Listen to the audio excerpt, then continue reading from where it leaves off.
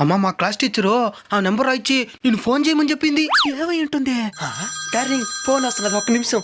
Madam నేను గిరి వాళ్ళ అమ్మని మాట్లాడుతున్నాను. ఫోన్ చేయమన్నారంట. వాడు చదువుకుంటే 24 గంటల చొప్పు అమ్మాయిలను కలితిరుతున్నాడు. పిల్లల కంటే సరిపోదు, వాళ్ళకి సంస్కారం నేర్పాలా. మాకు మా స్కూల్ కంటూ ఒక పరువు ప్రతిష్ఠ ఉన్నది, దాన్ని చెడగొట్టబాకండి. సరే మేడం. చదువుకోరని స్కూల్కి పంపిస్తే అమ్మాయి చెప్పండి, అమ్మాయి చెప్పండి. మీ నాయన రాని నీకు వార్తలు పెట్టమని చెప్తా. నాయన ఇప్పుడు రాడే. ఏమే? నేను దూరం నుంచి చూసినా నాయన ఎవరు ఆంటీతో కూర్చున్నాడు. ఎక్కడా చూపిస్తాను పద. పద.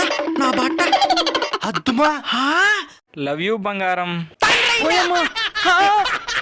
నీకు నాతోనే కాపురం చేసే చేత కాదు, నీకు ఇంకొకరిది కావాల్సి వచ్చిందా? ఎవరిది రజా?